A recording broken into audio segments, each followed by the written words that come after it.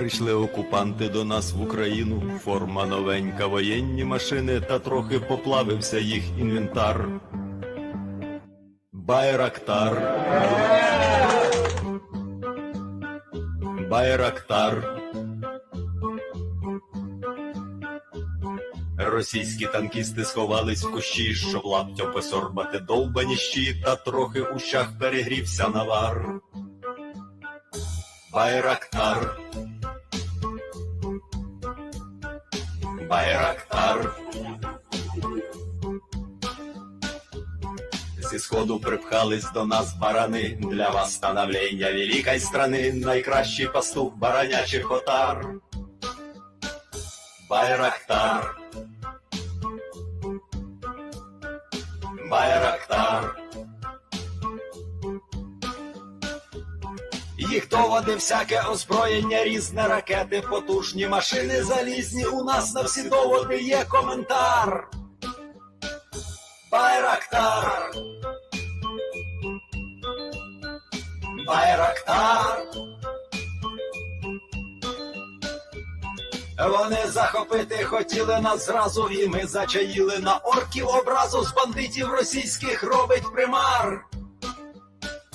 Байрактар. Байрактар. Російська поліція справи заводить, на вбивцю рашистів ніяк не знаходить. Хто ж винен, що в нашому полі глухар? Байрактар. Байрактар. Веде пропаганду кремлівський урод, слова пропаганди ковтає народ. Тепер нове слово знає їх цар.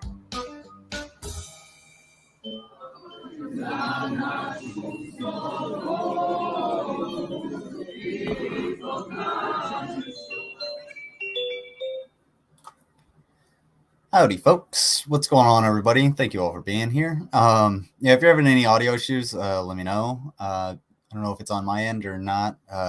Looks like J. Troy Doe just had to close tab and reopen. All of your comments jumped in at the same time, so might have just been a little glitch. It's all good. We'll close that whole thing. Real quick, if old girl back there starts climbing on the glass, let me know. She's a sweetheart, and maybe I'll give her a cricket. She needs water again. Her water dish is dry, but I don't want her to jump over and bite me. So we'll have to wait till she goes back in her cage.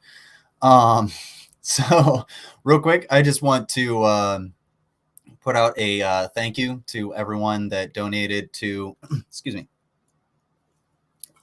that donated to the charities and helped us get to the past the $1,000 goal. We've met $2,500, and when it's all said and done, we're gonna have I think it's like $5,500 because it ended up being around $4,963. So and some change, and I'm gonna cover that $37 or whatever the fuck it is, and plus my $250, my 10%. I will do all of that when I get paid. So next week, at the end of the week, I'll have a receipt. Mango is putting in her 10%. She already sent me one receipt, and then she's gonna do the same thing on the next pay period. She's gonna pay her second half. Again, I want to thank everybody for donating. It still blows my fucking mind that we went from, I initially thought $500 was going to be cool. And I was like, you know what, $1,000, because, you know, people do spend quite a bit of money. And we turned $1,000 goal into $5,500, nearly $6,000. Excuse me, that's going directly to humanitarian aid for the Ukrainian people. So, and I want you guys to keep in mind that, like, if anybody's like, oh, you're helping like Ukraine or the government, no, this is humanitarian aid. It's going to the people. It doesn't matter their political affiliation. It's, you know, bread and water for people that are coming out of a bunker, those kinds of things. Shelter from the cold, because while it is getting to summer, it's going to get to winter again, and this war is not over, as we will see tonight.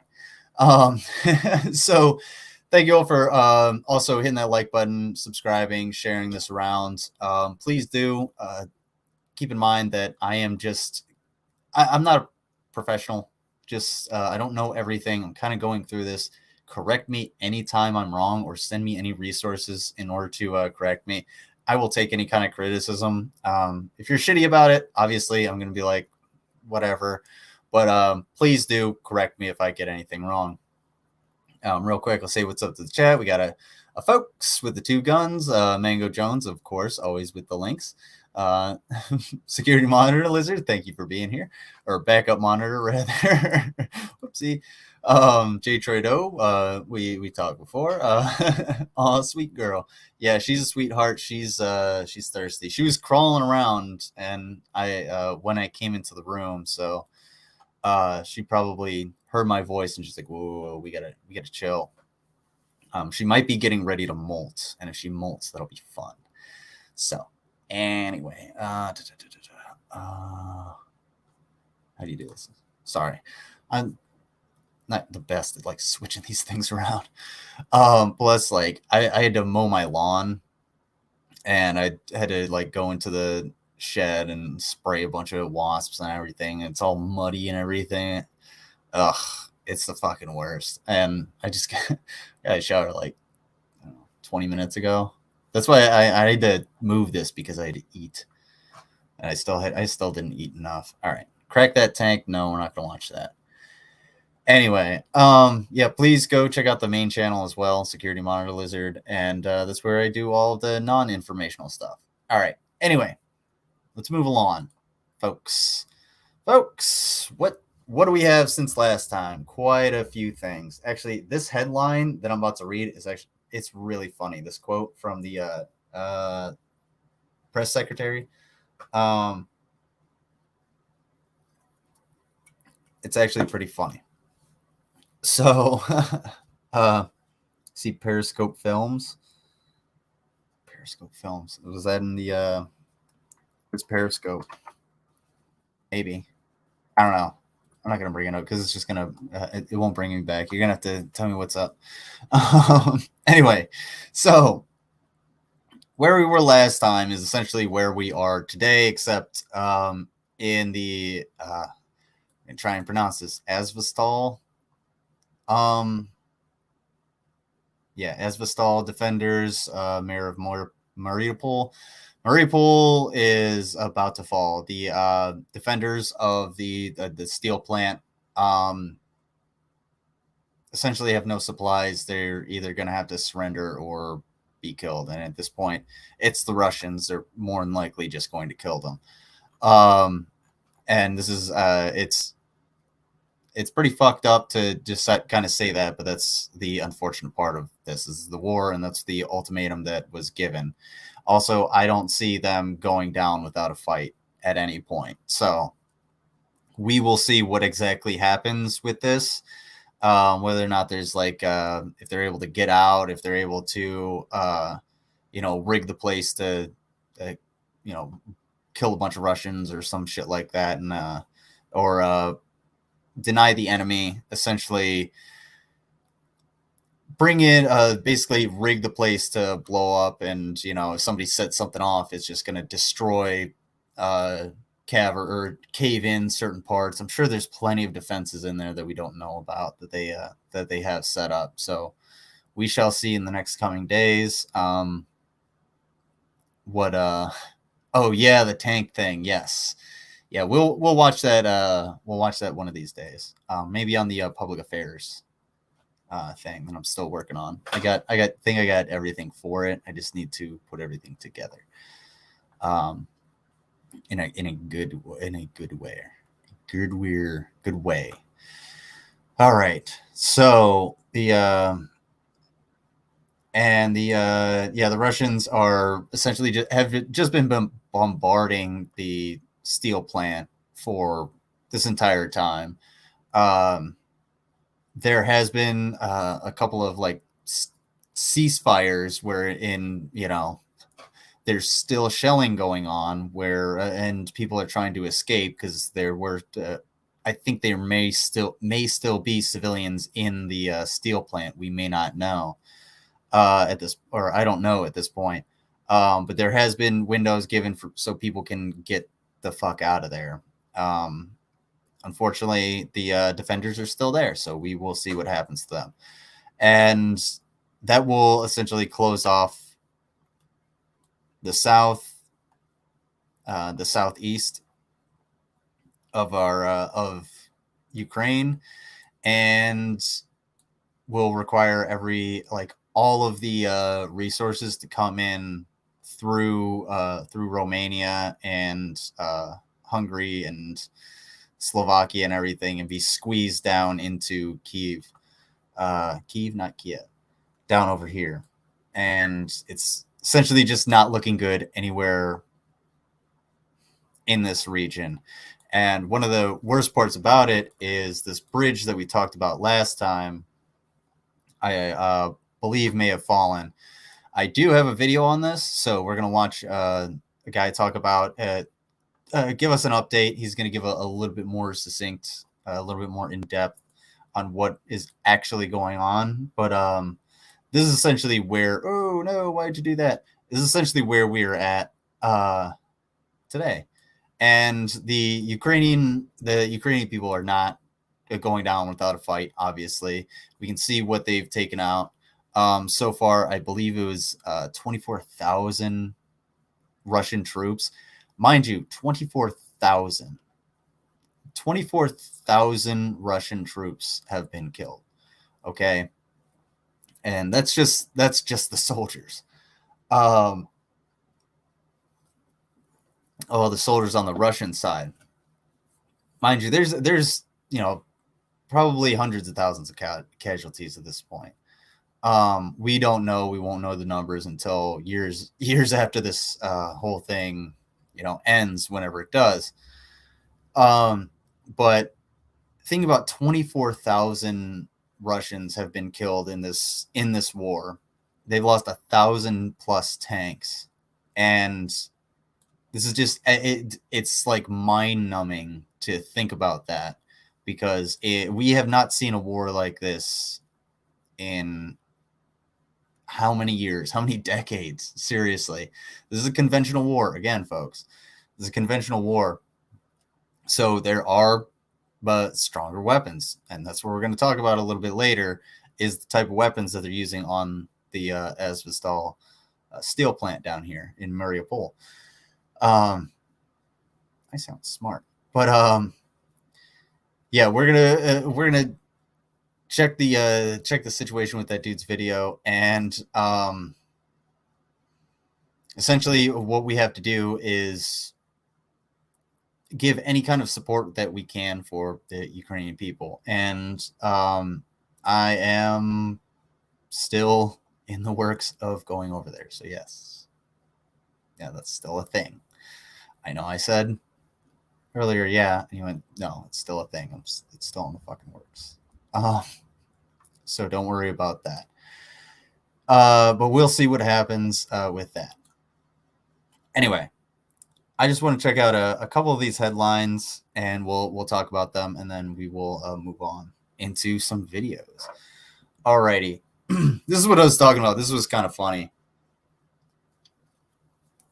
to me. The see if I can make this a little bit bigger. I could probably just do that. There we go. All right. So Russia attempting, this is what the headline says, excuse me. Russia attempting to hit critical infrastructure in western Ukraine to try to disrupt efforts by Ukrainians to replenish and reinforce, says Pentagon press secretary. They're not good at precision strikes. So that kind of lends credence to the, why they've been using artillery and all of these like rockets and the missiles. They've just been launching them in to try and disrupt things, and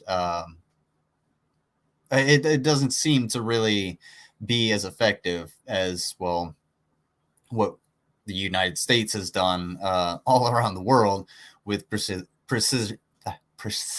strikes.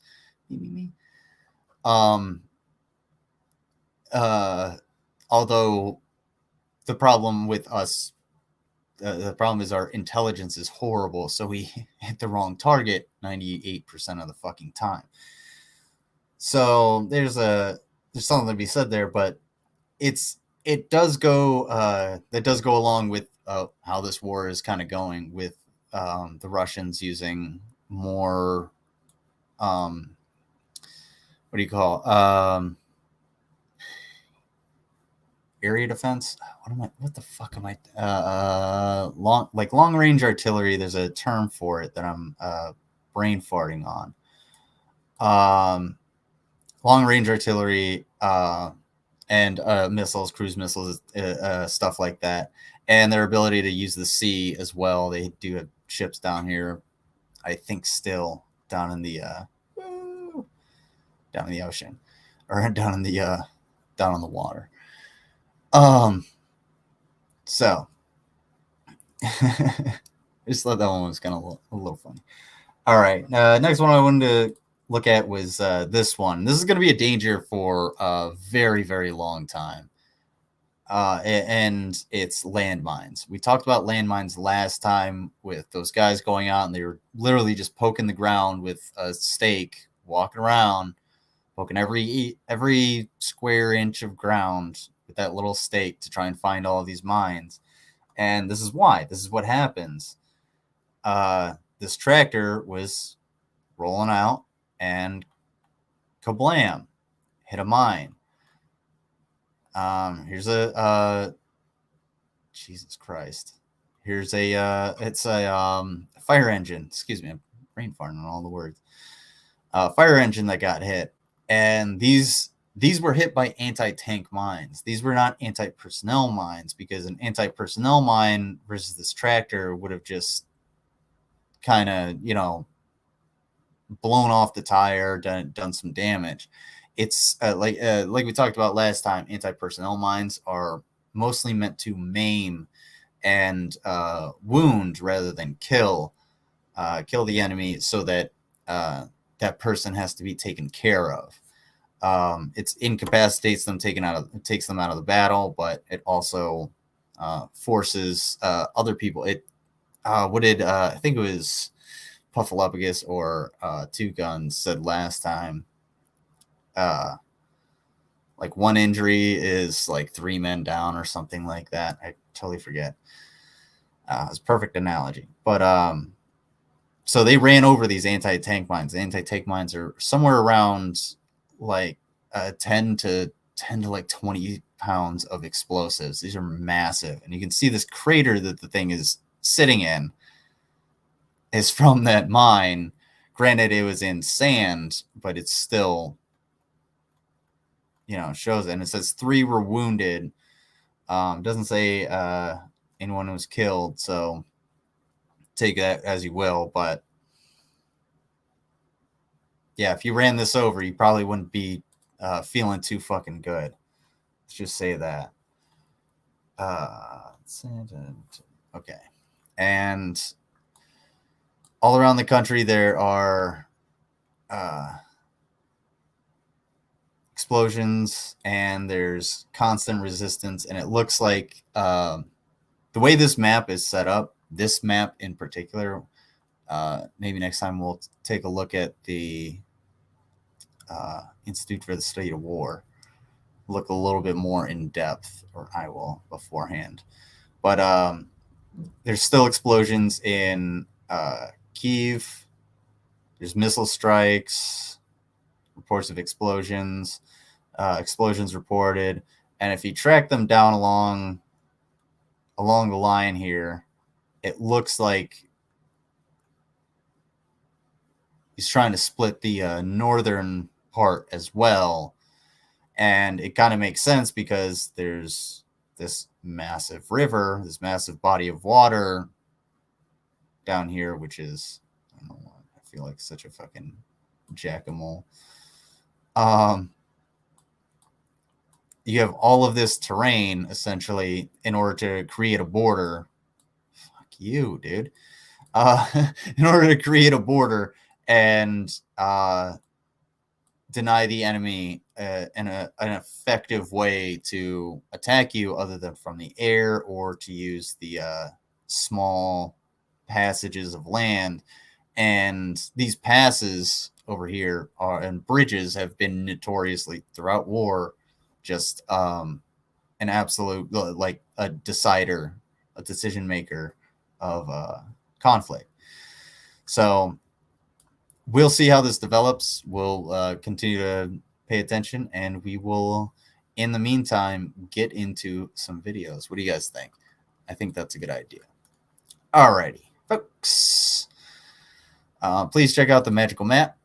It is right there. Google Doc for charities is right there. Actually, if you guys still want to donate, donating now just helps out. It doesn't get us any closer to the goal. I mean, we're already way past that, which is fucking amazing.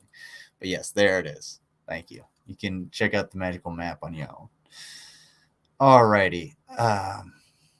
So we're gonna let this guy talk a little bit, and I'll interject. Hello, my friends, and welcome. My name is few Dennis, times. and I'm from Ukraine. Let's go to the recent update about the situation we have in our country. Actually, it's not the situation, but the war. So that's the hottest area that we have on the eastern part of Ukraine. So here, the front lines, everything, and the hot spot is here in Izum city. Russia captured this city long time ago on 1st, I think, of April.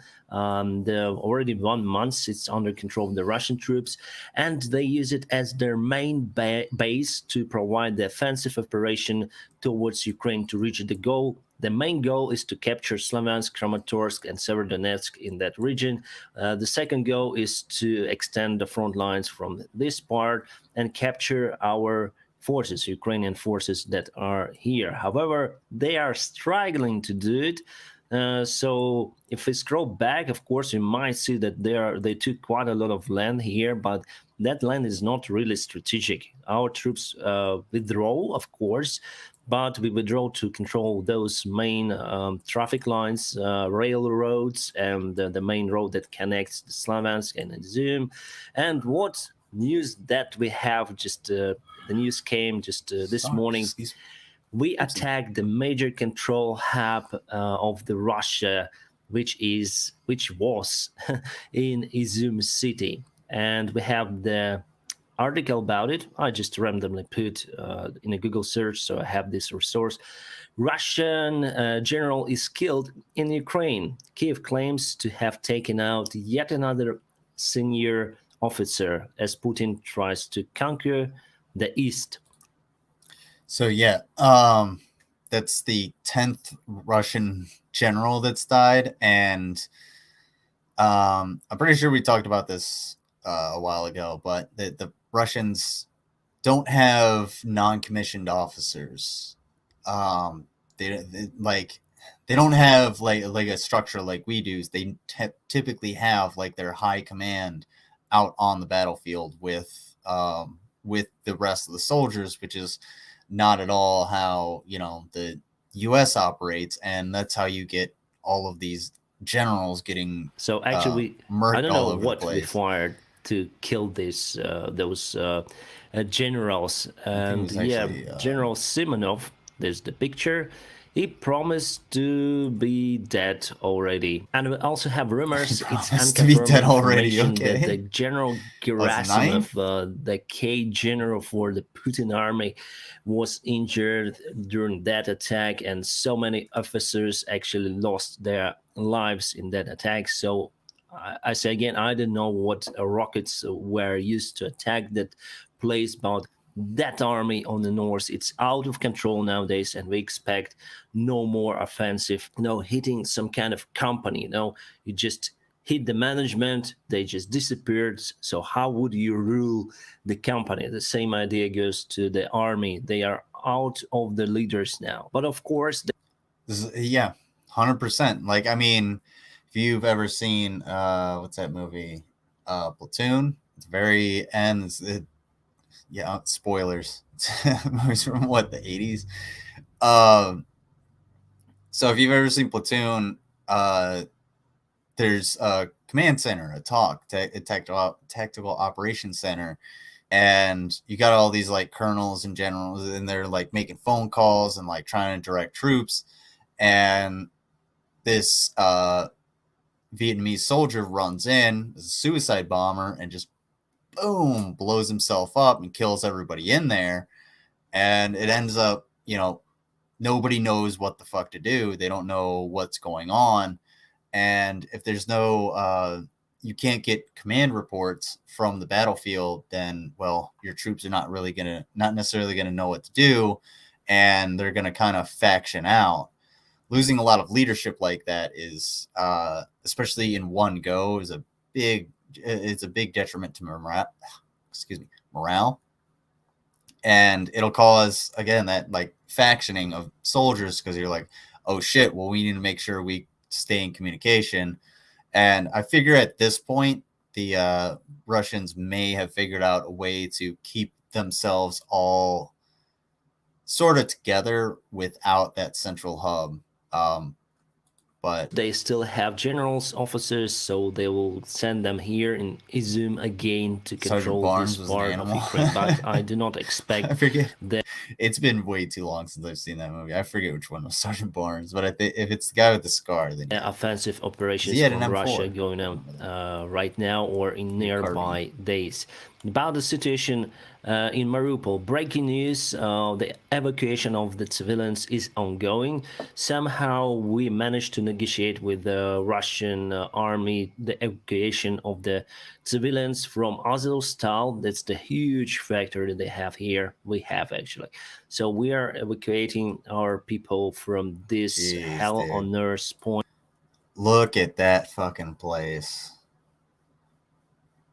One, absolutely massive. Two, just absolutely blown to shit. Yeah, we're gonna see some of the bombs that did this a little bit. Need to download that movie. I haven't seen it forever. Yeah, I think I have it on DVD actually. I definitely have that on DVD. Of course I do. Point. And yeah, that's the good news. So far, I heard about just 100 people evacuated, but the evacuation is still ongoing today. Probably will continue tomorrow. The bad news are coming from Odessa. It was under the rocket attack yesterday, and that civilian airfield of Odessa, it's called Odessa Mama, sustained some of the damages. I don't know what airplanes are there. Probably some of them are on the apron. So we have the military part, it's here, and we have civilian part, it's here. But from what I heard, the civilian runway was under attack as well.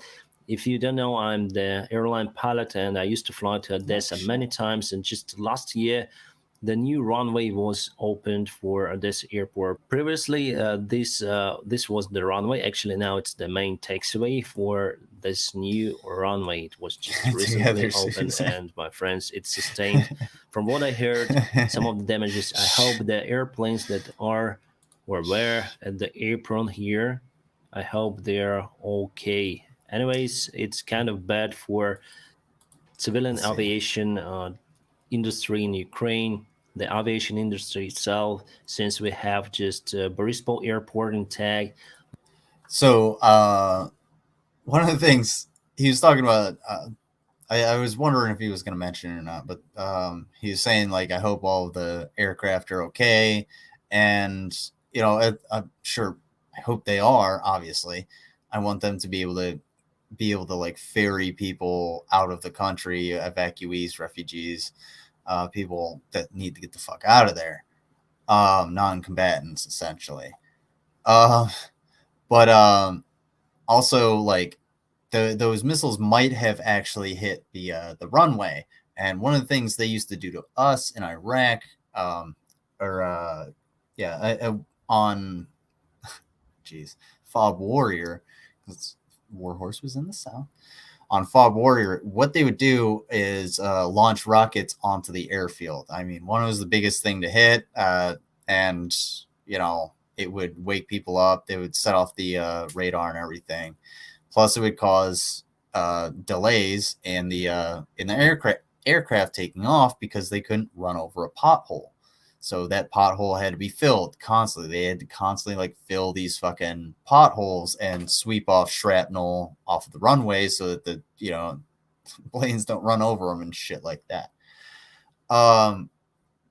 So that might be part of what they're doing. And if they're launching missiles as well, those missiles, like, a bomb doesn't, when a bomb actually goes off, it just scatters all the parts. The parts just go everywhere. It doesn't just disintegrate everything.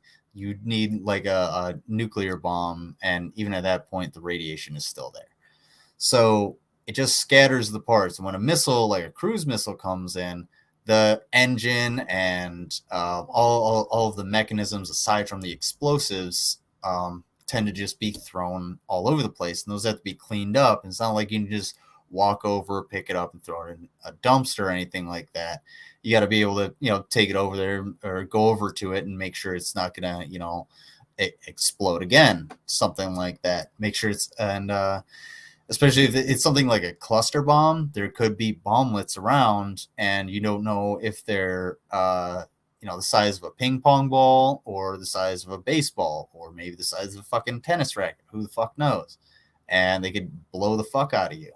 So there's a lot of things that go into these airport attacks. And Lviv but I just wanted to airport interject that is because I didn't know if intact, he from was what gonna I mention heard. it or not. But Odessa already my was headphones bombed, die? and I don't know.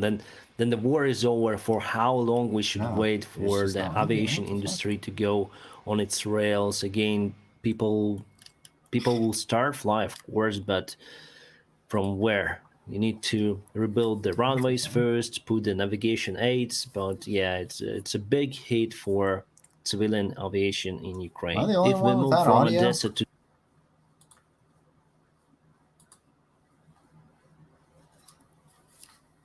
Check. That's good. That's good.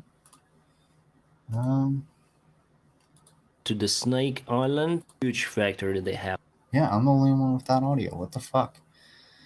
Probably will continue tomorrow. The bad news are coming from Odessa. It was under the rocket attack yesterday, and that civilian airfield of Odessa, it's called Odessa Mama, sustained some of the damages. I don't know. There probably some of them are on the apron. So we have the military part, it's here, and we have civilian part, it's here. But from what I heard, the civilian runway was under attack as well.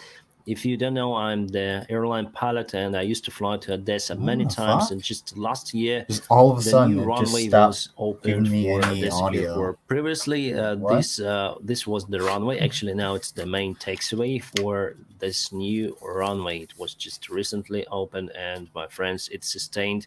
From I'm what I so heard, confused. some of the damages. I hope the airplanes that were at the apron here, Hang on one I second, hope folks. they're okay. Anyways, it's kind of bad for civilian aviation industry in Ukraine, the aviation industry itself, since we have just Boryspil Airport intact, Lviv Airport is intact from what I heard, but Odessa already was bombed, and I don't know.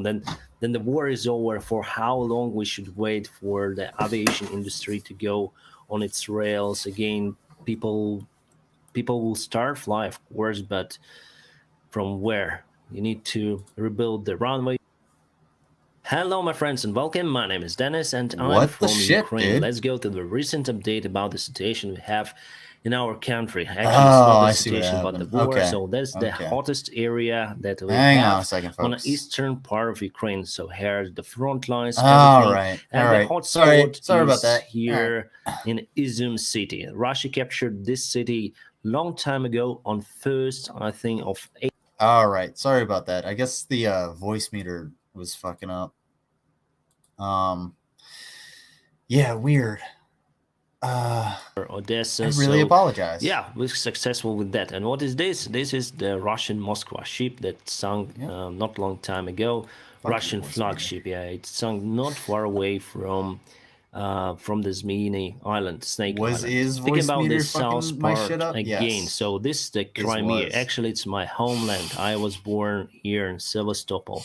I love this place, but it was taken under Russian control in 2014, and they use it as one of their main bases to bomb our cities, to launch missiles, rockets, etc. So some of our defense managers and armament suggest to This is all target this Crimea. breach. It's called Kerch Breach, also Crimean Breach. So the idea is to target that infrastructure to avoid Russian troops to go to the Crimea. So otherwise they would have to use this not very safe route from Rostov-on-Don, go to all the way through Melitopol, and here So that could be a good target for our artillery and our troops. And that is why I expect this bridge to be targeted, and I expect it quite soon. Then we'll have all the necessary guns or rockets, whatever, to target that bridge. This construction is kind of big and huge. It was built using this concrete, metal. So yeah, it's quite hard. It's not the Moscow. Oh shit. That's a bridge. Where's this hard? No, that's a massive bridge. Check this shit out. Yeah, that ain't nothing to fuck with. You could fortify the hell out of that. Oh, fuck yeah. And I imagine that's a lot of what went into it, was the ability to fortify it if needed. And yeah, I can see why that motherfucker would need to be taken out. Even small disruptions on that bridge would be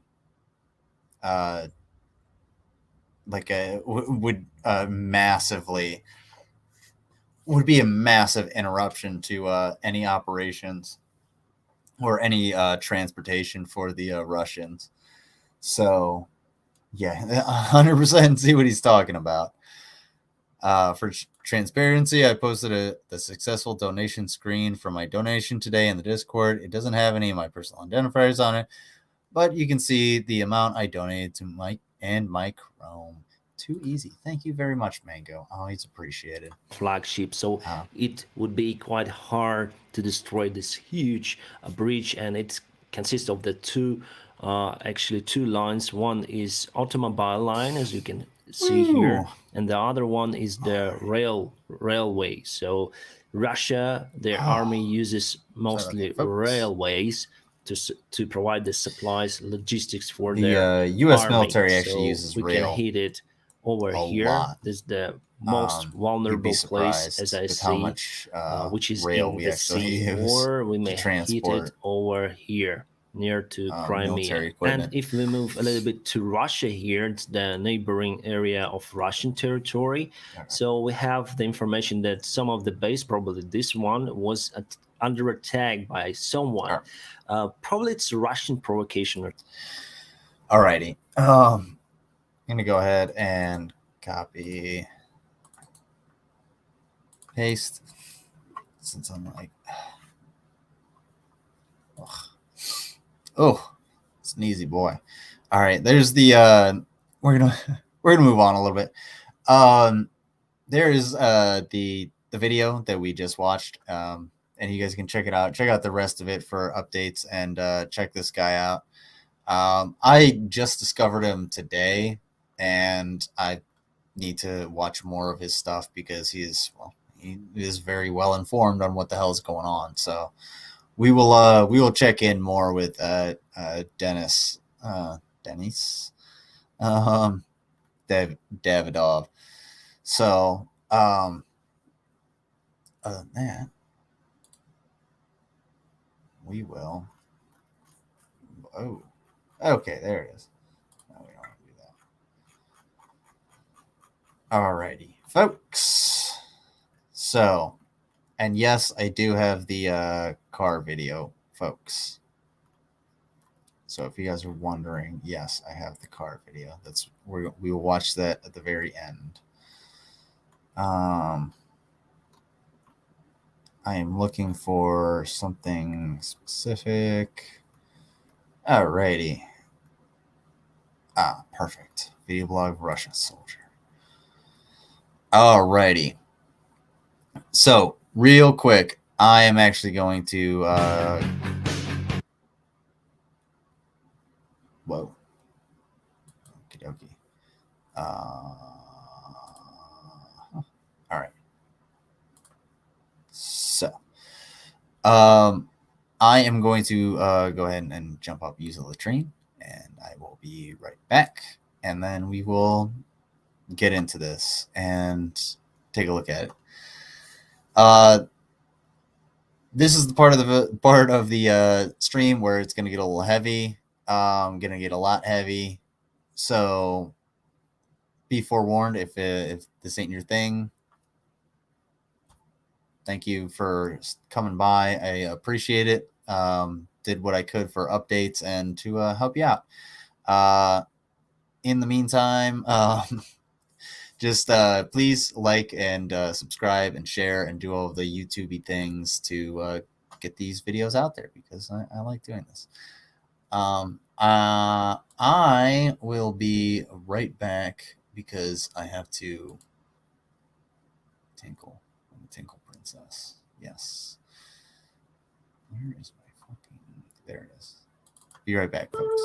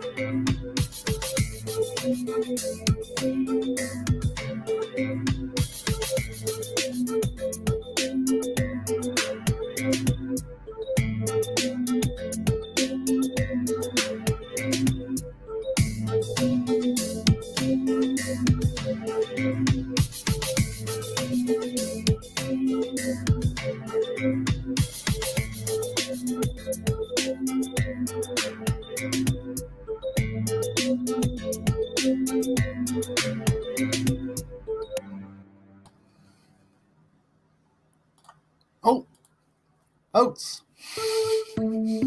Sorry about that.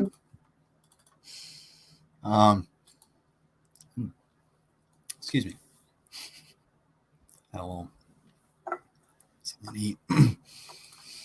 On patrol for crickets and bitches. Fuck yeah. All right, what's going on, Rap? How you doing, Reaper? On patrol music provided by Ali Dean, the Human Being, and you can hear more at that link real quick if you click it. Alrighty, folks, gonna get a little heavy. We're getting into the stuff. If you sprinkle when you tinkle, be a sweetie and wipe the seedy. Is that what the fucking thing says in Super Jail? That is one of my favorite shows. It's probably one of my favorite. It's definitely my favorite show as far as animation, but Super Jail is actually one of my favorite shows, just like overall. It's amazing. How you doing? How you been, Reaper? Sorry. I was like running back and forth. I had to get a little bit of something in my stomach. What's going on, Blue Lamp? How you doing? Welcome to the show. It's gonna get a little into the weeds, but we'll be checking this out. Give me 1 second. I will be right back. I'm gonna put the patrol music back on. I'm just gonna wash out my mouth. I'm sorry, just so I can actually like talk for you guys. Sorry.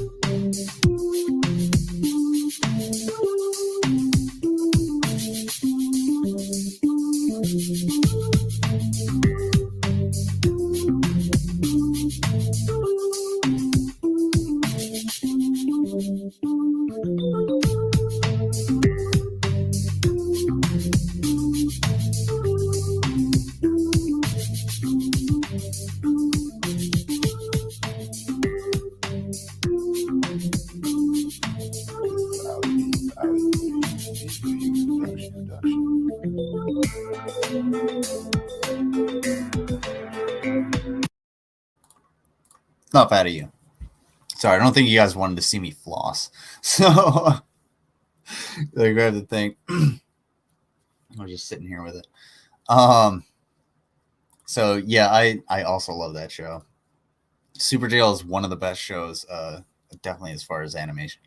Alrighty, folks. We got a beer. Alrighty. So like I promised, we're going to check out this Russian soldiers vlog. And this is a Russian soldier from the front lines. I've kind of gone through a little bit of this. Be forewarned, it gets heavy. It gets here and there. Now, what I want you guys to take away from this, I don't want you to look at, you know, what side is what. I don't want you to look at like the invaders or anything like that. I want you to look at this from the soldier's perspective. This individual, that's what I want you to look at. Whether or not you know, his motivations are good or bad, put that aside. Just let's look into this here, because I don't want anyone to let's see. All right, he's talking about Nikitos, and this is from Radio for Europe, Radio Liberty, and it's funded in whole or in part by the American government. There you go. People suck. I'm sure some people deserve it. Some people absolutely deserve it. No, go fuck yourself.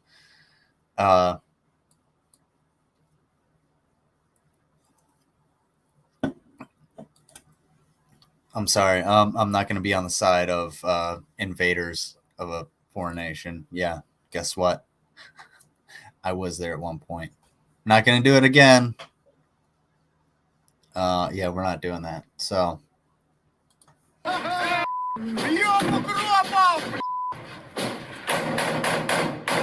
This is a Russian soldier's personal chronicle of the invasion of Ukraine.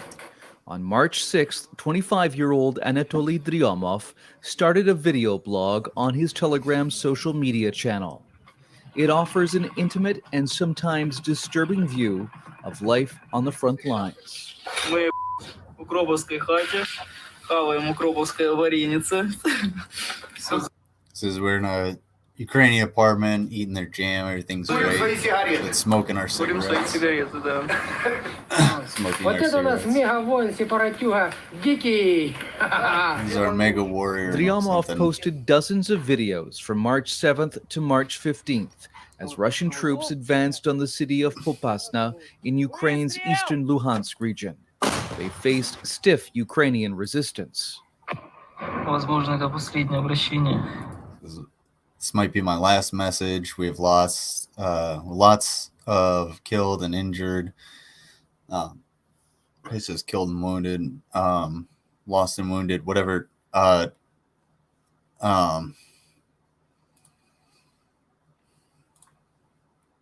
me. We're not doing that.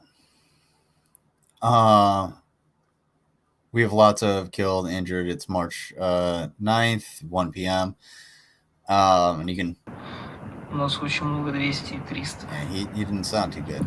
9 марта. It's the third day Час we've been дня. trying to get into Popasna, Popasna, and break through the Ukrainian defense. Мы пытаемся попасть в Попасную, прорвать украинскую оборону. Ну, We're потихонечку мы moving идем forward slowly. вперед. It's hard, but Дрона we're уверенно. confident, they say. Потерь очень много. Стаханов, There are big привет. losses. Привет 40-й бригаде, мы все живы. This guy says, "Greetings to the 4th Brigade. We are all alive here, but there are some losses." Есть немножко потерь, но держимся. Не храните нас раньше времени. Hang in there, don't bury us too early. We're pulling our dead and injured. Hopefully this is not my last video. And I'm wondering what he's saying this. I'm wondering if they were able to break the line in order to get their dead and wounded, or if there was a ceasefire called so that dead and wounded could be extracted. Granted, you when you're in an engagement like this, you want to make sure that you take your dead with you, because you don't want the enemy knowing how many they killed, or what type of element you were, or anything like that. So obviously you want to get the wounded so that they can be treated and either return to the fight or be sent back home to go through their rehab. So we're pulling our dead in the. Hopefully this is not my last video, he says. Надеюсь, это не последнее видео. Dryamov was hit by shrapnel in his legs, but apparently recovered and returned to the front line. 15 марта. It's fucking March 15th, and it's fucking great. We're entertaining Popasna at last, or entering Popasna at last. Excuse me. But Dryamov's social media pages were full of youthful photos from a more innocent time. Images of trips, parties, and friends have been replaced with videos of looted Ukrainian homes. Заштурмовали деревню. Since we've attacked this village, we fucked all the Ukrainians. We're closer and closer to victory. Укропов. Мы все ближе и ближе к победе. And with video of survival in icy trenches. Мы живы, все бись. We're alive. Everything is fucking great, and we're fucking the Ukrainians, is what he says. And these guys are used to this cold. They're gonna be in permafrost. And when I say I want to go over there, I understand. Yeah, I understand what permafrost is. I understand how fucking cold it is. No, I'm not. Нет, так у меня же интернета No, нет, not я ready потом for буду it, I know выкладывать. that. Если доживем. No, I have no internet. I'll post it later if we're fucking alive. But we'll be alive. Конечно, доживем. Питеру! Питеру Greetings to привет! everyone in St. Petersburg who knows me, he Все, кто says. меня знает. Dryamov's Telegram channel, called God is With Us, has more than 35,000 subscribers, including Olga from the Siberian city of Novokuznetsk. Я каждое утро смотрю, I выложил check every новое, morning if жив, he's не alive or жив, not. Looking обязательно. Я forward каждое to утро seeing him начинаю, да, с его live, praying for публикации, him. жив. Жду, когда скажут, там, жив, слава Богу, молюсь. У меня вон, такой My же son is возраст, сын, 25, ему just like 25 him. I лет. want him to Говорю, enlist. возьмите его в армию. But there is also outrage from Ukrainian That's what she says. But there is also outrage from Ukrainian subscribers. Of course. especially on Dryamov's Instagram page, which is banned in Russia.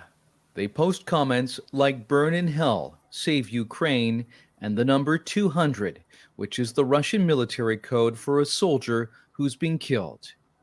Oof. Human rights groups are also monitoring social media posts by Russian Yeah, soldiers. definitely. They look for evidence of possible war crimes like those found in the Ukrainian towns of Bucha and Irpin. Civilians have been found dead with their hands tied behind their backs, and mass graves have been uncovered. But there are no such images on Dryamov's Telegram channel. That could just be because he's careful, but it could be because, you know, these war crimes, granted, are horrific. They are few and far between. I think, there are going to be more that are discovered, but they are less prevalent than the broader military. You know what I'm saying? So whether or not he committed them, that's up in the air. We'd have to have evidence. Obviously, he might be one of those soldiers that is not committing war crimes. Excuse me. Generally, footage of military crimes doesn't show up on purpose. Excuse me. Such photos are usually leaked by accident or someone who doesn't like it, but that's rare. It's also important for the military that a soldier doesn't disclose his position. This is 100% true. So he's being fairly careful, you know, where the fuck he is and everything like that. And I discussed this on the I think the last Lizard stream that I did showing my photos was like, yeah, I knew exactly what I was doing. Every time I took a picture, every time I take a picture, every time I do a video, I know exactly what I'm doing, where I am, and what, you know, what my defense might be. So I just keep that shit in mind. And these guys do the same thing. And that's where I got it, was the military. That's how I, you know, I defend myself to a certain point. Like if these guys are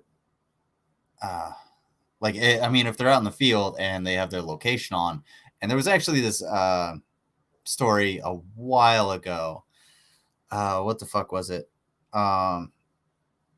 The Russians were doing exercises, and I think they were actually doing real military exercises in Ukraine, and they kept getting pinged by their phones, and like people were finding out their locations because they had their cell phones on them. So they probably went through a lot of strict, you know, training on that, but not strict enough to, you know, keep these people as, you know, 100% safe, I could say. Which would make it possible to find out where he is and what he's doing. Exactly. You don't want your enemy to have any more information than Dryomov was still posting you messages give on them. April You're willing to 21st give them. saying he needed 3 teeth removed. But in the last weeks, his Telegram channel has been more quiet, with shorter text comments like, "I'm alive." So take that one as you will. This is not the one I wanted to go to.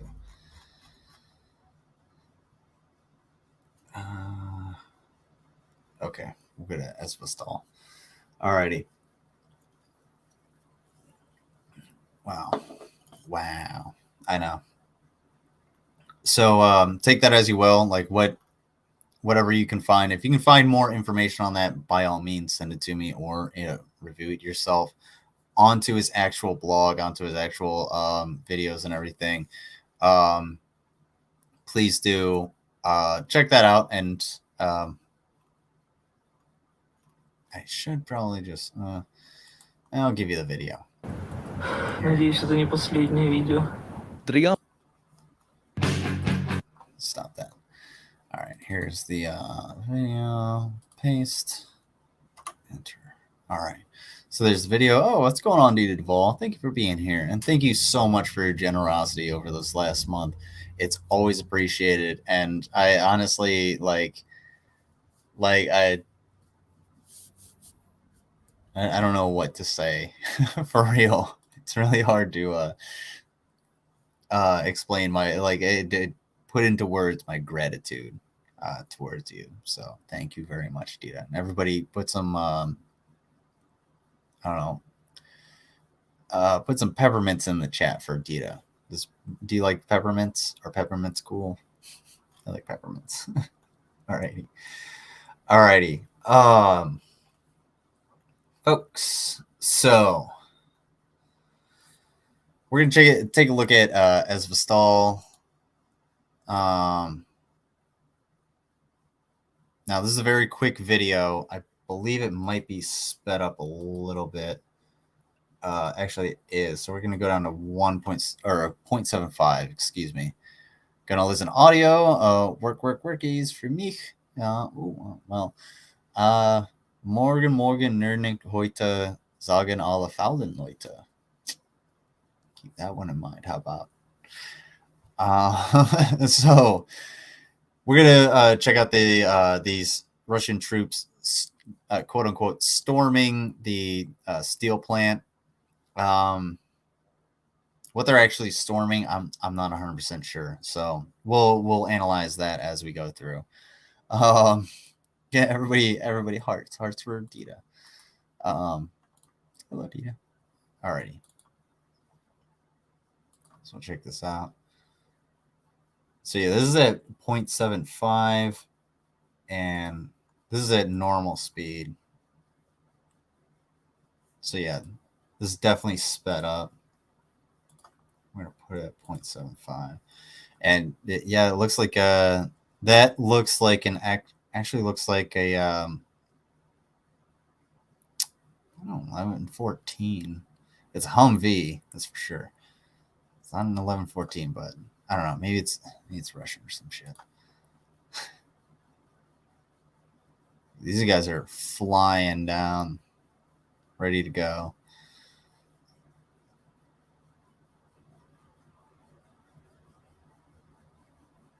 This is their storming, their assaults. No, there's no audio, so we don't have to worry about that. All right. Now, go back a little bit. All right. That's 32. You can see this. So what we're going to see is we're going to see a bombing run by aircraft.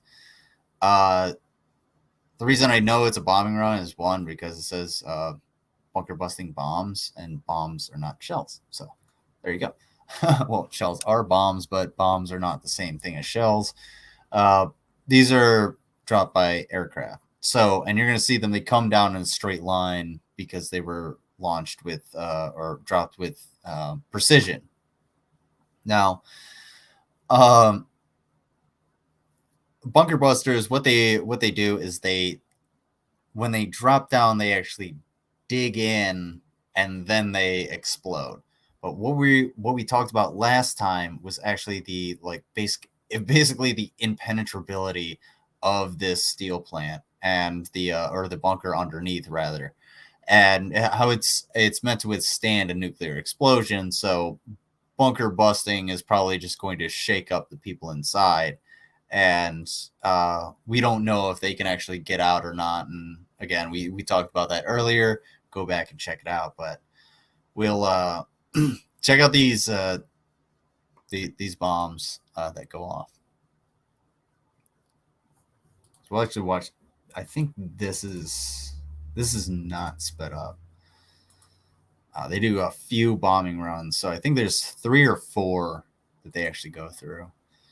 And 1, 2, 3, 4 bombs, and you can see how the shockwave just actually rips through what's left of the roof here. 1, 2, 3. And they seem to know where.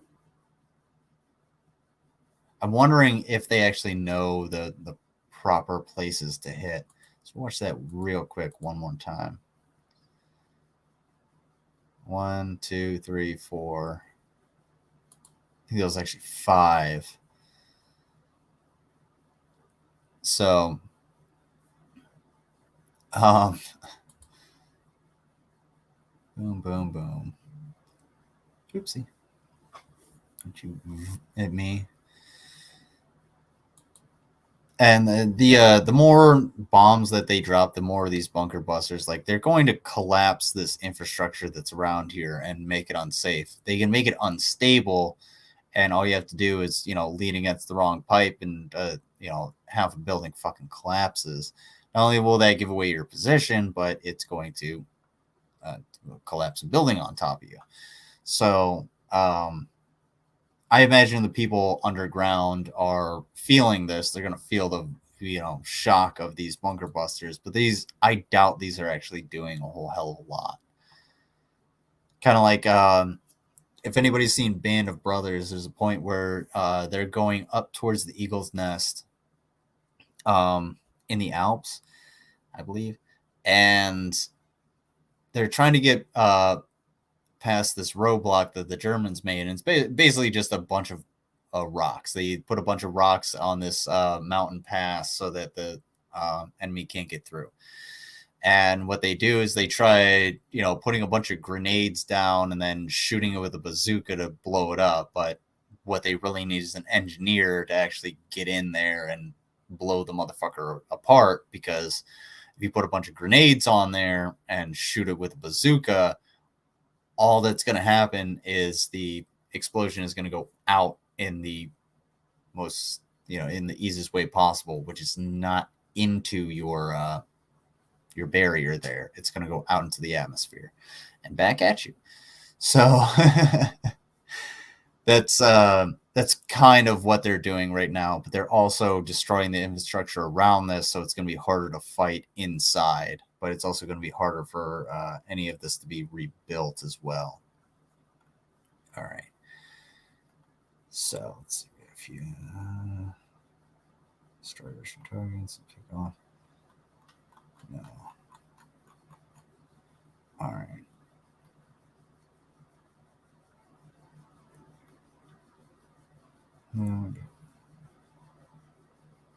We're going to take a look at this. This is from the Sun. So we're just going to take a look at this. It's essentially just a different view of what the hell is going on.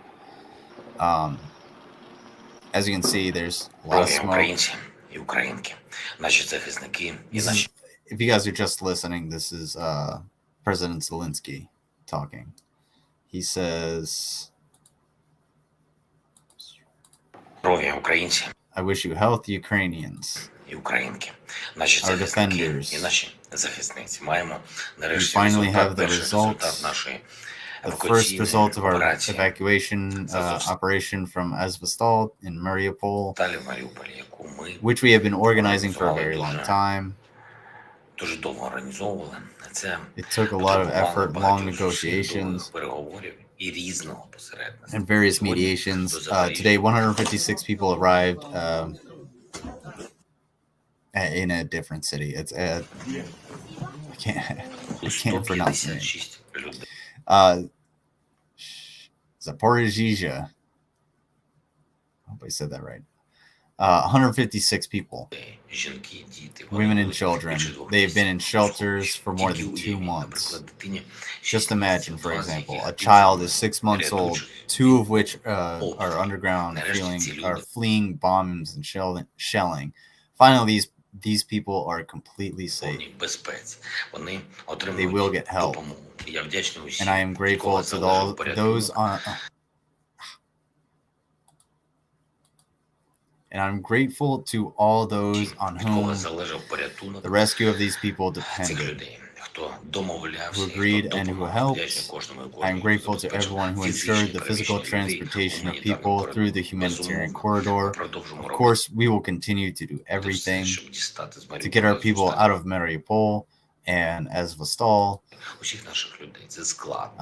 It's difficult, but we need everyone who stays there, civilians and military. There was not a day when we did not address this issue, when our people did not try to solve this issue. Yes, we managed to achieve a ceasefire for almost 3 days in order to make the humanitarian corridor work. Currently, Russian troops are not adhering to the agreements. And yes, the Russians have actually been shelling while this ceasefire has been going on. They're still shelling the steel plant while people are trying to escape out of different areas of it. They continue massive strikes on Azovstal. They're trying to storm the complex, but I've been told many times that no one can be saved, that it is impossible. And today, 156 people in Zaporizhzhia, and they will continue until they can get in, if they can get in.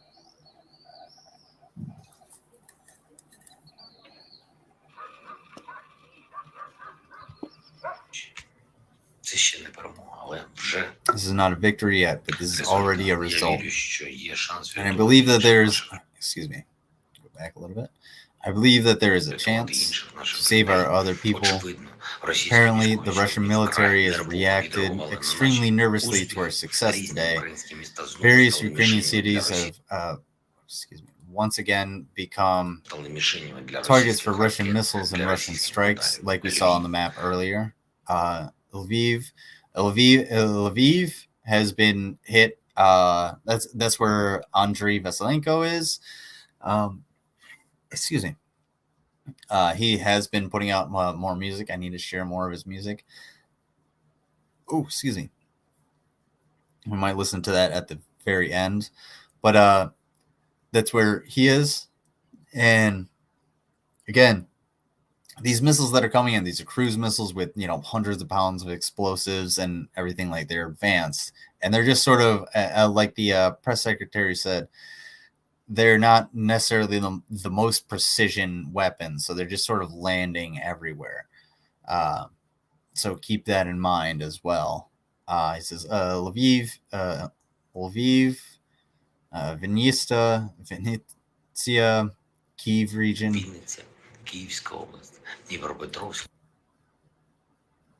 Dnipropetrovsk region, JC, Odessa, Kharkiv region, Dnipropetrovsk region.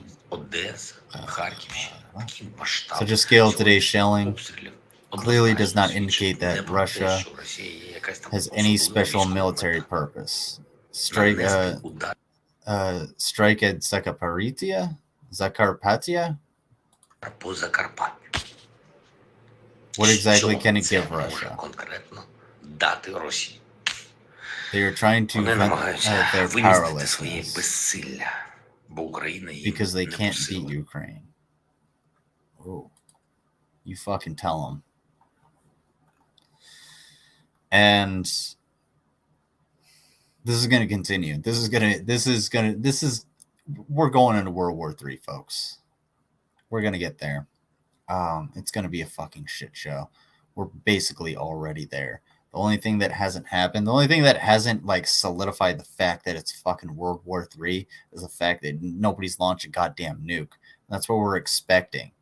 We're expecting someone to launch a nuclear missile, and, you know, that's the button that causes World War III. No, it's fucking World War III right now. Look at all of the material that's going over to Ukraine. Not the Ukraine.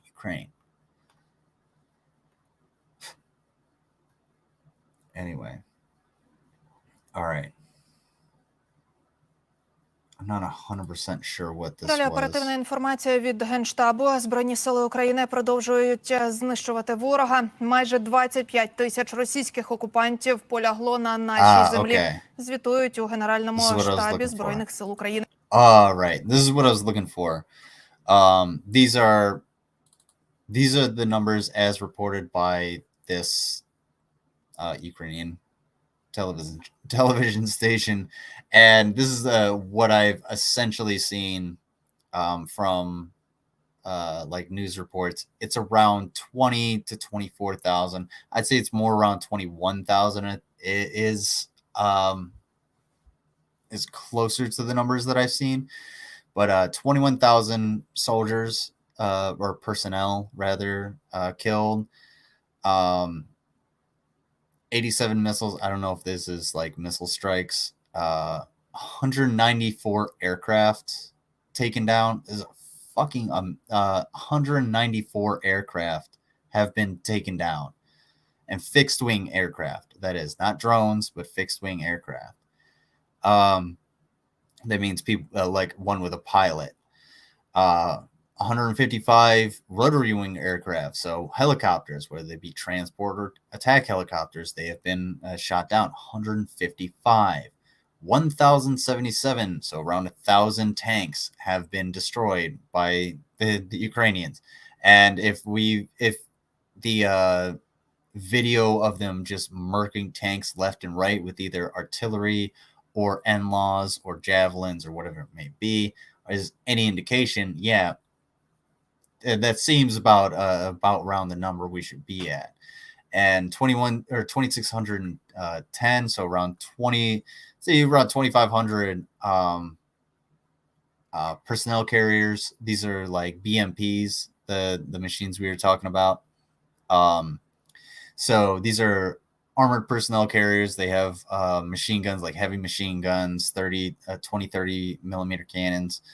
I think what was it, like 105 millimeter cannon on some of them, and then they carry like 6 or 9 personnel. I'm not 100% sure. I know the Striker carries 9 personnel in the back, plus the crew. 491 artillery pieces. It looks like. It doesn't say that they're mobile artillery pieces. That's just the graphic they're using. But 491 artillery pieces. That's a fuckload. That means that there are massive graveyards of these, of just like 155 howitzers that have been towed out and their trucks are destroyed and they're just chilling out there. And there's probably, boxes of shells that are scattered all over the place.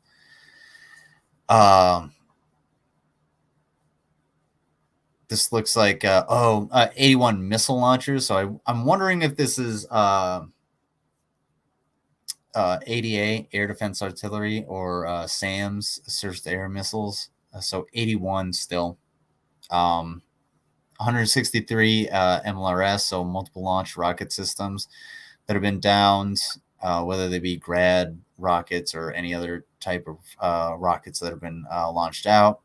38 radar pieces, it looks like support, command and control, probably. 303 drones. So 303 drones have been taken down.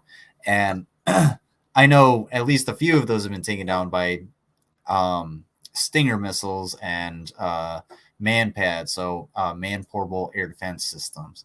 So basically just a missile on your back and you can track the drone and boom, it's done. 10 ships. They've taken up 10 fucking ships. 10 ships. 10 ships. For basically a landlocked country, taking out 10 ships is pretty goddamn impressive. And then, of course, we have 1,800 automobiles. So Jeeps, cars, trucks, support vehicles, things like that. 1,800.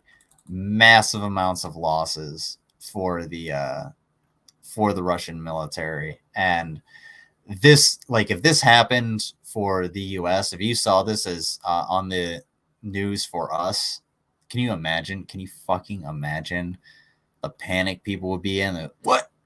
Oh shit! We gotta get out there, nuke them. Although a bunch of assholes actually want us to nuke them, so we're not gonna do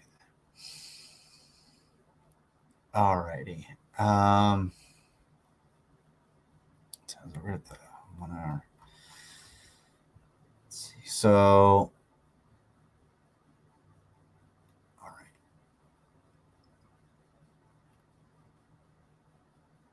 All right, we're gonna watch this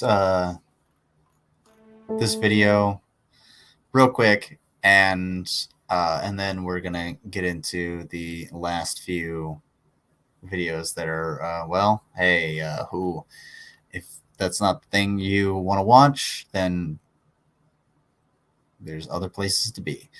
All right, the siege of Mariupol worse than Leningrad in World War II, says this older woman.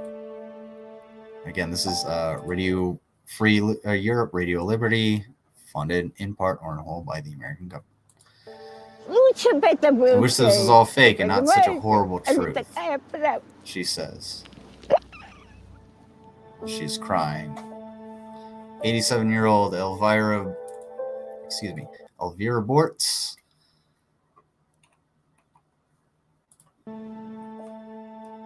is a Ukrainian Holocaust survivor. So the Holodomor, For those of you who don't know, I don't know a whole hell of a lot about it, but yes. She and her husband escaped from Mariupol after enduring more than a month of Russian shelling. She said it was worse than the 1941-1944 siege of Leningrad. When I heard that Russian troops were ordered to invade, что российские войска могут вторгнуть, вернее, не могут, а уже приказ, что и мирным жителям and не that надо civilians shouldn't be worried about волноваться, pinpoint там strikes вот on military какие-то targets, I was точечные удары на terrified, кого-то будут, she says. на военные там все. А тут я пришла в ужас. Началась блокада. When the Всё. siege of Mariupol Город began, it was like закрыли. Leningrad Как in Ленинград. 1941, but much Только worse, намного she страшнее. says. Они стреляли. It felt like we were being shelled 48 hours a day because a day feels twice as long during bombardments. Holy fuck. А вы как думаете? День за два. And this video is actually a tank shelling. И бомбы, когда летят, у них свой писк. As you can see, tank fires, hits. There's a hiss, then an explosion and shrapnel flying everywhere. And what she's actually describing is artillery, because this tank shell, like it you probably would hear that. Падают, разрываются, и земля дыбом, и осколки веером. Yeah, she's Ну, я не знаю. a lot of tank shells are kinetic as well. The Russian military knew its job. Civilians were the main target, Это and that's будет what happened. главная цель. Так оно и получилось. Bortz and her husband are now in the Ukrainian capital, Kyiv. Эльвира Михайловна. I have no children or grandchildren because, excuse me, my body didn't develop properly during the Holocaust. Внуков, потому что когда формировался мой, простите, женский организм, That's absolutely terrifying. She's already been through one Holocaust, and the effect of it was she could not even have kids. And now, essentially at the end of her life, she has to go through it again. Simply because of what? What's the fucking motivation? Any one of the people that is pro-Russian, tell me what the motivation is behind this. я была в Холокосте, и ничего не сформировалось толком. Поэтому та война Because лишила of World War меня II, I lost the возможности opportunity to иметь have детей. children, she says. Bortz lost dozens of friends and relatives Так вот during the только с Holocaust. моей There are фамилией 38 Борц people with the за- same last name, Bortz, buried in куплена Mariupol. у агробазы города Мариуполя 38 They расстрелянных were по shot for being графе Jewish, пятой is what she says. национальность. Они были повинны. That's the only thing they were Слушай, guilty такая. of. Other relatives and friends with different last names also perished. Национальность. А сколько было таких же моих близких The родственников? list of their names could fill up фамилий. a book, she says. Целая книга. Bortz became a geologist and engineer. Oh, shit. She helped plan the construction of modern-day И все вот эти Mariupol. дома, Holy fuck, dude.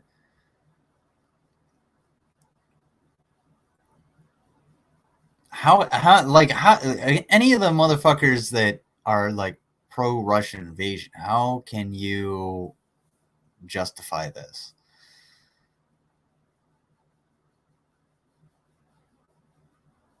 How can you justify not learning from the past? That's my question. в городе Мариуполе. Через I took ноябрь part in the прошли. planning of И all of теперь всё Mariupol's new разбили. buildings. Now Знаете, they в have all been Мариуполе bombarded. The most impressive place in Mariupol was Primorsky Boulevard. очень запечатлелось Приморский бульвар. Красивая. It was beautiful, Прямая, straight street with светлая benches you улица. could rest on. И лавочки для отдыхающих. И на одной A такой man was sitting on лавочке one of the benches and his присел face человек. was ripped И off by ему a shell, she снарядом says. разнесло вот так лицо. Снесло, счесало. И он And I believe this is that boulevard she's talking about if you take a look at your screen. Right down here. If you follow my cursor, if you can see it. And then to the left and right, you will see nothing but devastation and, well, a war-torn city. сидел несколько дней. Board's thoughts are with friends. Board's thoughts are with Mariupol's last defenders inside Azovstal Steelworks.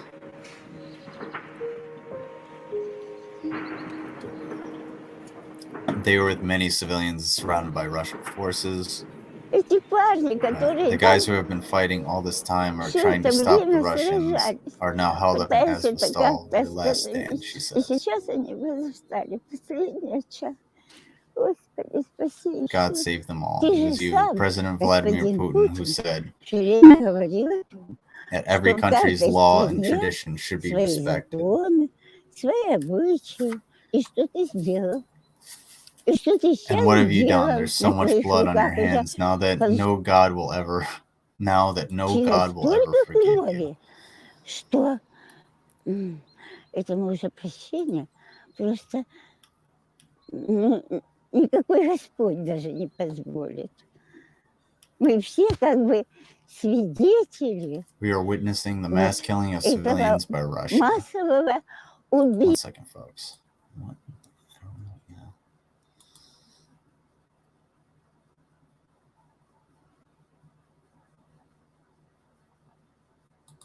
Граждан.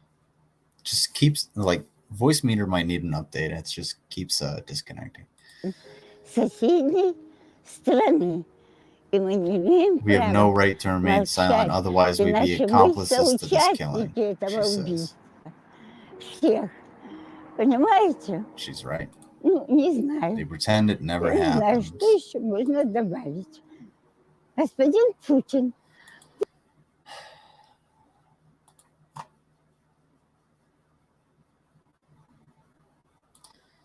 That statement's gonna ring like a fucking bell in my head for so many other things too. I don't know why my connection is so unstable. Probably just because the because of the rain recently. So I'm not gonna go too terribly long. Подумайте, прекратите эту бойню.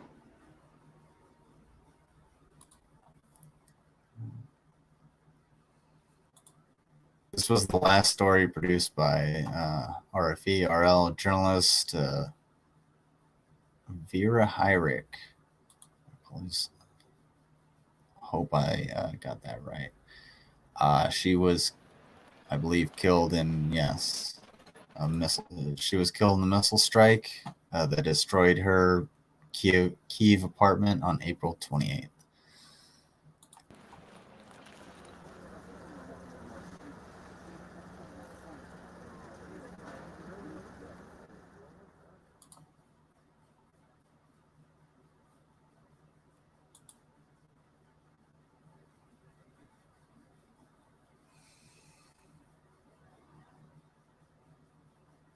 Sorry.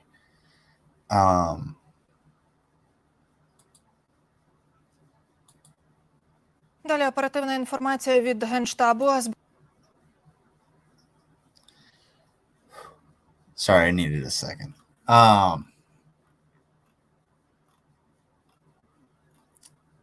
Someone very close to me. That's their name. So anyway, I got a couple more things. So real quick, we're going to we're gonna check out some artillery strikes, and then after that, we were going to watch the car video. And if you guys have seen the car video, you know what I'm talking about. If you've not seen the car video, yeah, it's up there with the TV tower video, but I think we can watch it. So we're gonna check this out. This comes from the Sun. This is content warning.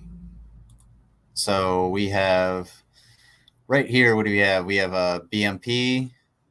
This is actually a bunker of some sort. This is a fortification, and then obviously across the street you're gonna have like living quarters and stuff like that, probably in the basement and everything to avoid artillery. So yeah,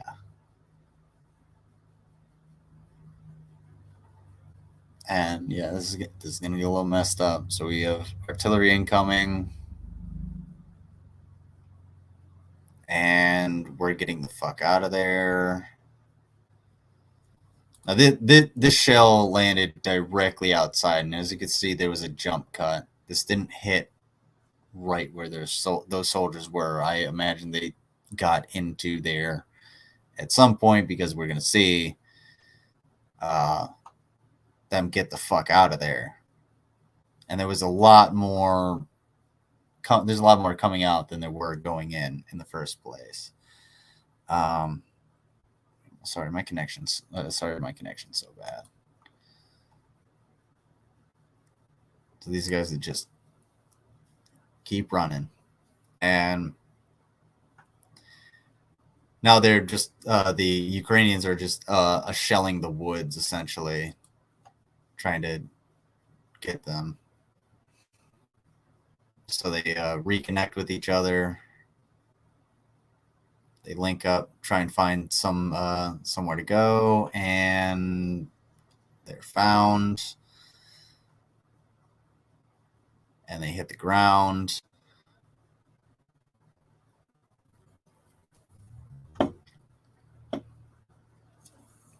And we have them running into another bunker. Now,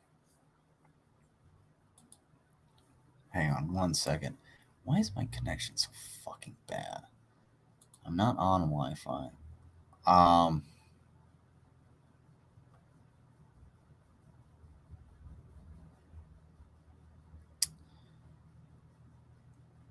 right.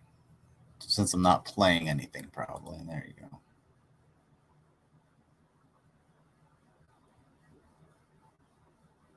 Yeah. All right. I'm going to I'm going to do something real quick. I'm going to restart. I will be right back, because my connection is like about to drop out. It's like I'm getting warnings. I will be right back, folks.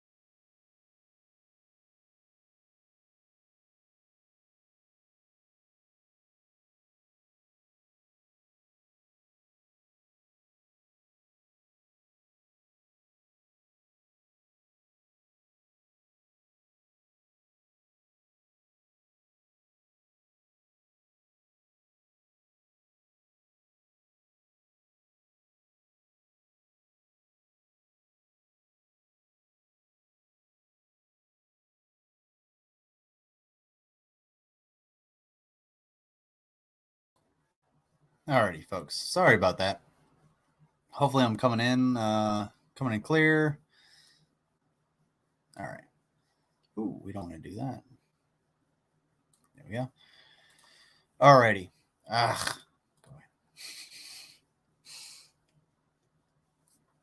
All right. Thank you guys.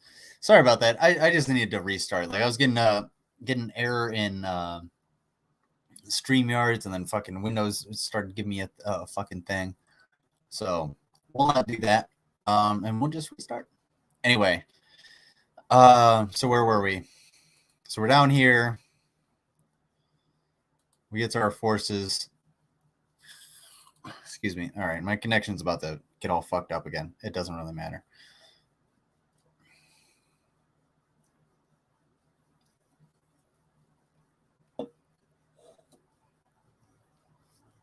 So they're getting down. And they're trying to get into this bunker here.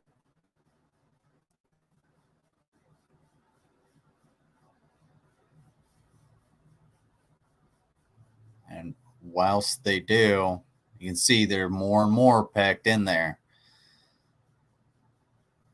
And it gets an absolute direct hit. Now, it looks like the vast majority, if not all of those soldiers, got out of there. Because it was only one artillery shell. Obviously, this bunker was built to take some heat. But those soldiers aren't doing good. Their eardrums are probably fucking blown out. A couple of them are probably dead. The concussion probably messed them up, quite a bit. So they're running. They're literally running for their lives. And yeah, it looks like most, if not all of them, made it out of there.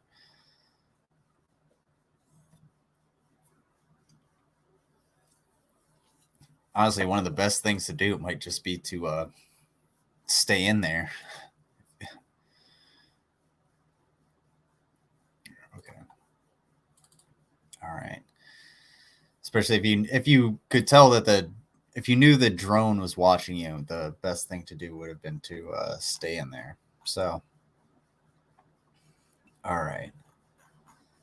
So, folks, it's that time. It's that time.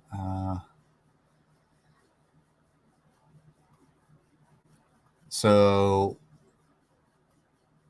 we're going to watch the car video, folks. Now, if you have not seen this video, it's pretty messed up. So what the Ukrainians have been doing is making essentially makeshift bombers out of drones. And they'll attach some mechanics to it so that they can remotely detach a bomb that can go off and hurt or kill some soldiers that are down below, some combatants that are below said target. Too easy. This is a tactic that has been used all over Syria and Iraq. I mean, it's not a new technology. In this video, we see that technology being used against probably the least lucky or the most unlucky soldiers you will ever come across. And unfortunately, this is real, and it's going to get pretty bad.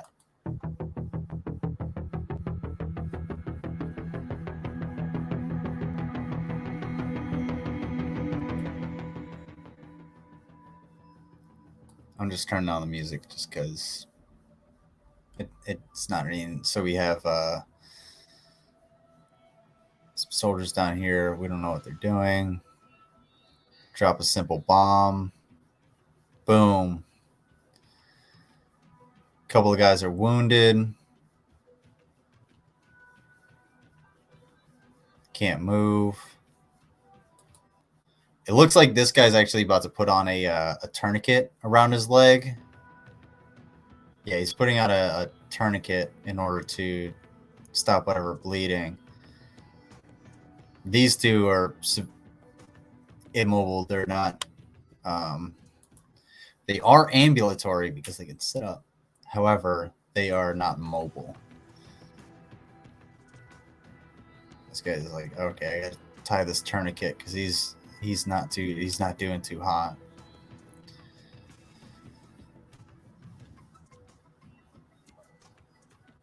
He's doing this guy down on the ground is doing essentially the same thing. He's putting a bandage on his leg. He's like, fuck, I gotta do something about this. Now here's where they gotta get out of there. So they have their getaway vehicle, essentially.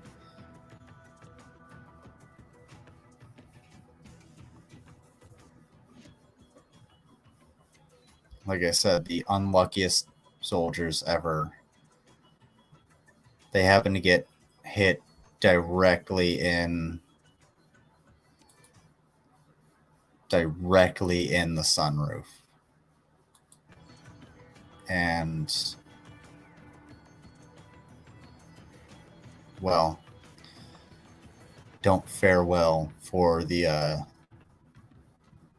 rest of the time. Now it's up to you, the individual, to give your own deservedness towards that. However, all I want to say is the point of showing you guys that is to show you the reality of war. This is what happens. This is what people are doing to each other right now. These are the tactics that are being used. I'm able to show this to you now because YouTube is allowing it.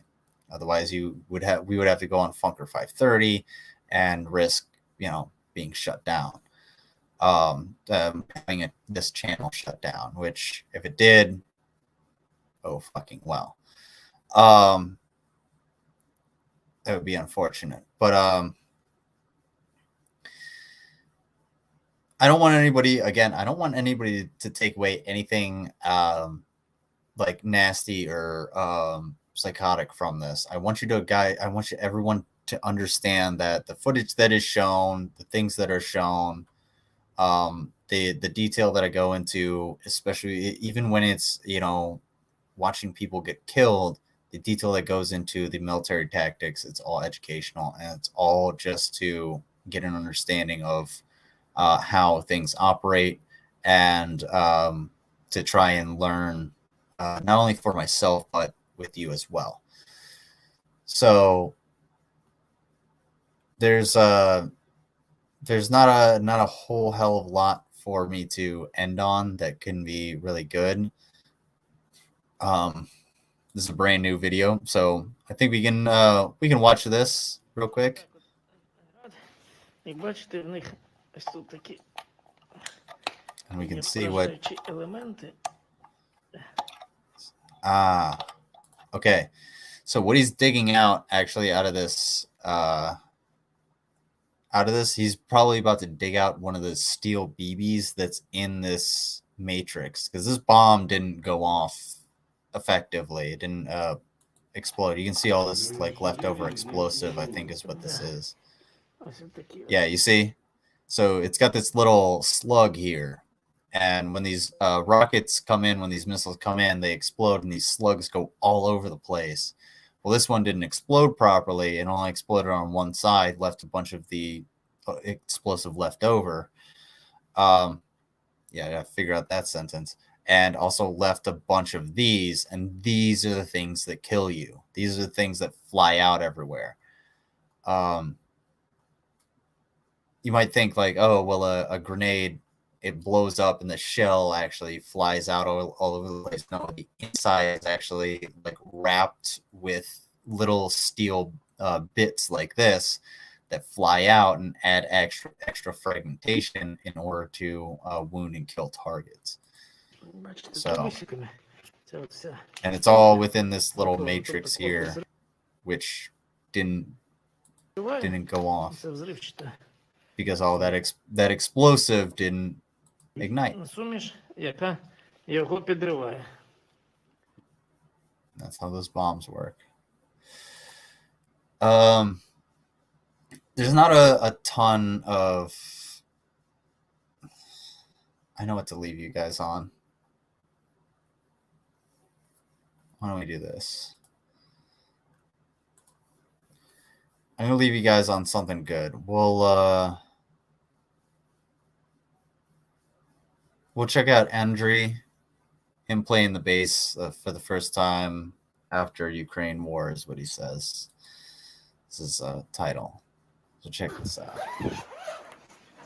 Take care, guys. Thank you all for being here. I always appreciate it. Share this video around, and Oh, I hope you got something out I of it. haven't handled the bass guitar in 2 months. Over 2 months.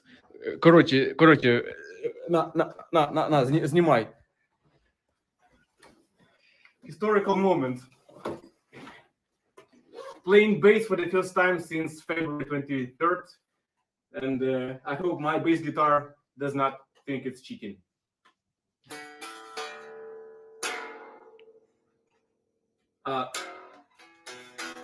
And I missed the right chord. What the first riff I should play? You know.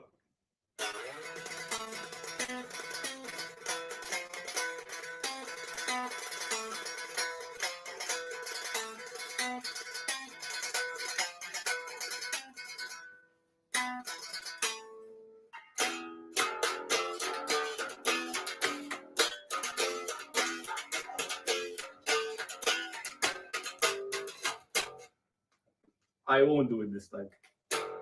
No. Don't forget to subscribe to Andriy. Honestly, this is actually a really good pick me up because just watching him be happy is actually pretty cool. Давайте їбашить. Блять.